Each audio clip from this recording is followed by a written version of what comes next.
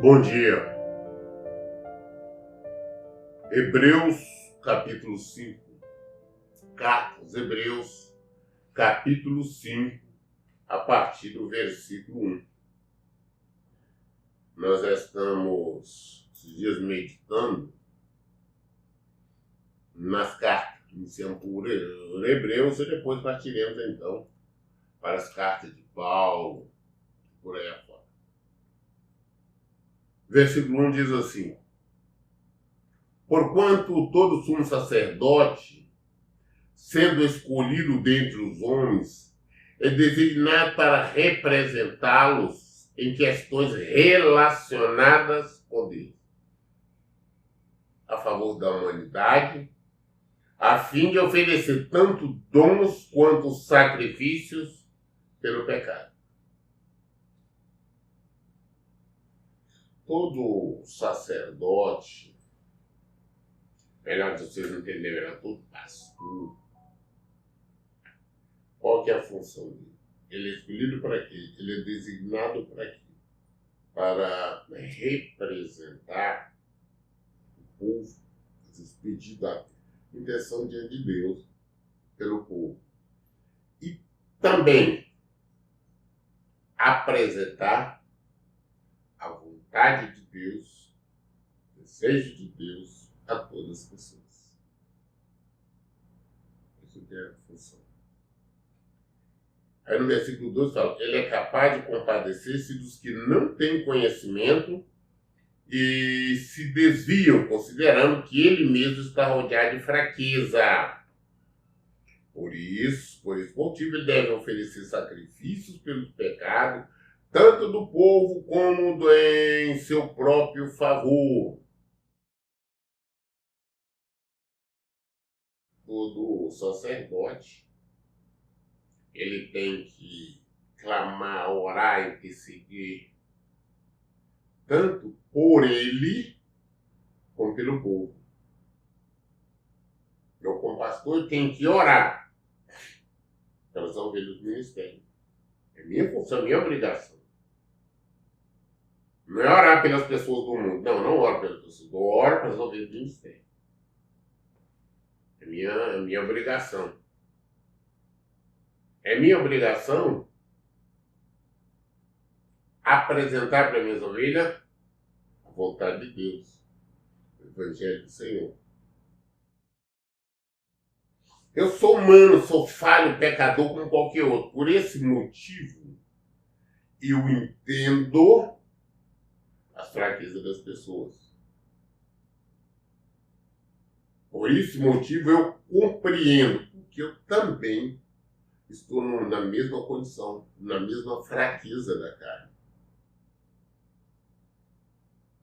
E assim todos os pastores têm que ser assim. Então é isso que ele está falando. Então olha bem, na mesma naquela época, todos os sacerdotes, eles também, por estar na carne, eles tinham que oferecer sacrifício tanto por eles próprios como pelo povo. E tinha a obrigação, como tudo tem ainda, de apresentar, mostrar a vontade de Deus, apresentar as leis, mandamentos, preceitos, ordenanças do Senhor.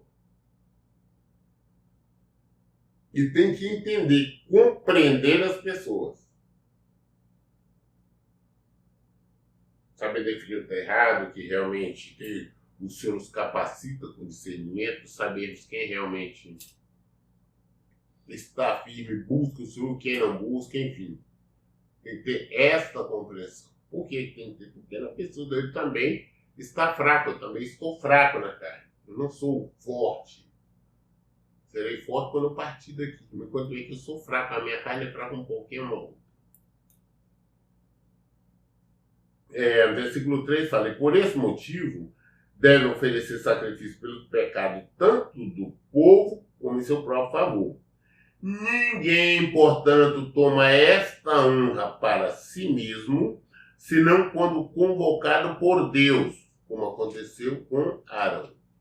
Ninguém deveria se auto-intitular sacerdote, pastor, se não for chamado por Deus. Mas, infelizmente, hoje o que mais existe, naquela época também existiu, o que mais existe são pessoas que se levantam dizendo ser pastor. Vem com outros intuitos, é claro. Muitos fazem um curso qualquer de teologia, ou não. Ah, não, eu fui ungido pastor, isso e aquilo, mas verdadeiramente não são chamados pelo Senhor. E para ocupar, tá? Pastor tem que ser chamado de Deus. Não é uma denominação, não é uma unção qualquer, é a unção de um pastor ali, de uma igreja essa, igreja aquela, que realmente transforma você em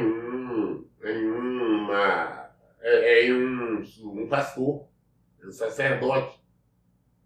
Mas é o Senhor.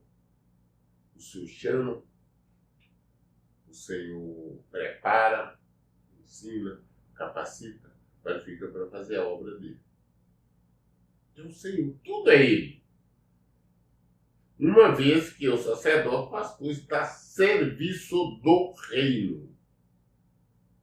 Por isso nós vemos tanta coisa, porque a maioria deles não foram chamados, que nós vemos por aí. Eles se auto-intitularam, eles atuam com o desejo para adquirir riquezas, prosperidade, poder e tudo mais.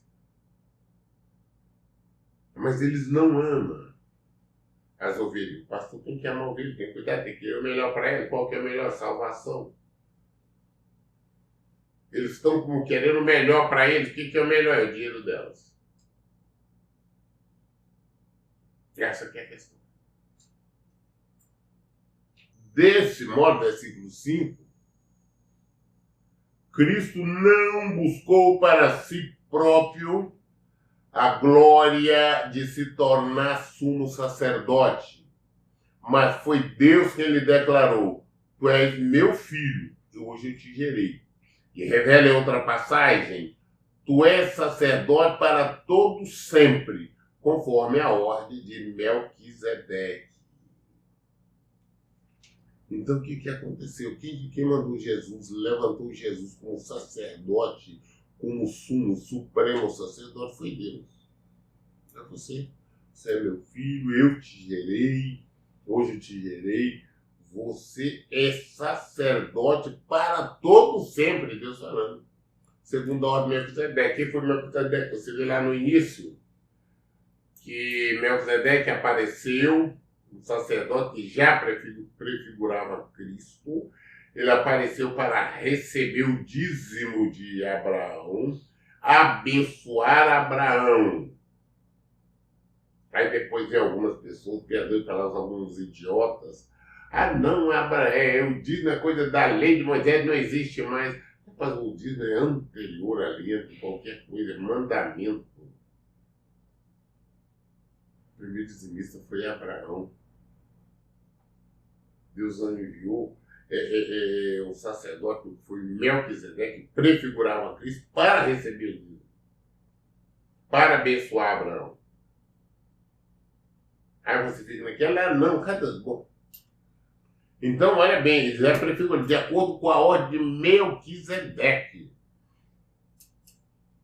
Tu és sacerdote para sempre.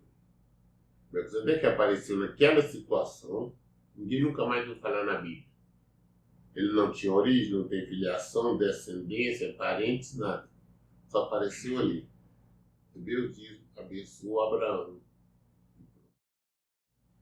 Versículo 7. Durante seus dias de vida na terra, Jesus ofereceu orações e súplica em clamor e com lágrimas àquele que o podia salvar da morte, tendo sido ouvido por causa da sua reverente submissão. Jesus falava com o Pai, clamava, Deus o ouvia. Por que ouvia? Porque ele era submisso a Deus. Ele foi obediente a Deus. Ele foi obediente até a morte em cruz. Por esse motivo. Tá? Jesus foi vencedor da submissão, da obediência. Agora nós gostamos de falar que somos cristãos, mas nós não somos, não gostamos de submeter. Não fala submissão, não, isso aí não, isso aí Deus quer que eu faça, eu não posso fazer. Jesus não teve isso, o que Deus mandou ele fazer. Deus sabia que você vai ser preso, vai ser humilhado, vai ser espancado. Você não vai falar nada, não vai se defender. Você vai ser crucificado, você vai morrer. Ele foi. Sabendo como ele estava na carne, ele passou por desespero.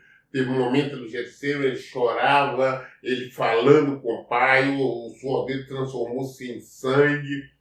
Que esta é uma situação que acontece em um momento de grande desespero. Mas ele foi submisso ao Pai.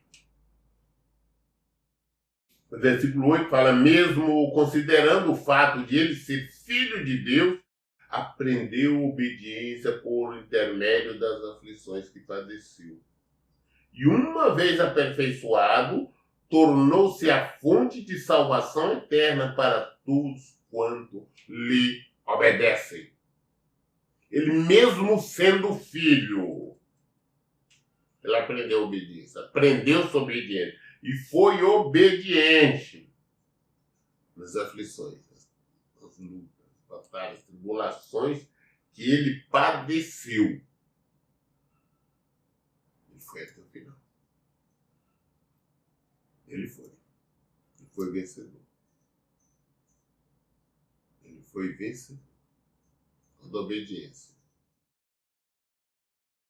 Da mesma forma, ele é a fonte de salvação para todo mundo? Não.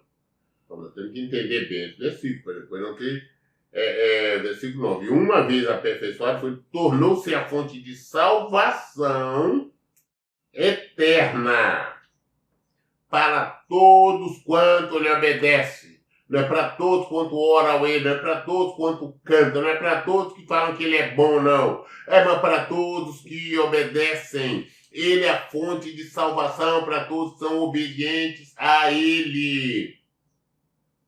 Ele foi obediente ao Pai.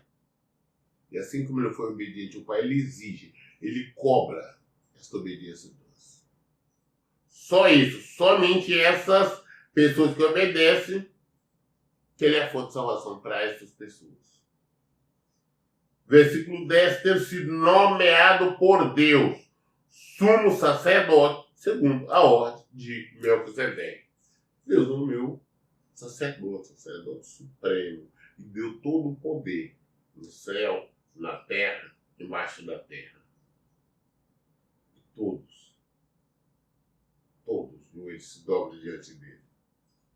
Todos têm que reconhecer que ele é o Senhor. Somente ele é o Senhor. Somente ele é Deus. Muito bem, nós lemos hoje o capítulo 5 de Hebreus até o versículo 10. Amanhã, querendo Deus, nós daremos continuidade a partir do versículo 11. Todas as dúvidas nós esclarecemos na Bíblia. Por isso, em todo tempo eu digo, leia e pratique a Bíblia. Deus abençoe. Então, bom dia.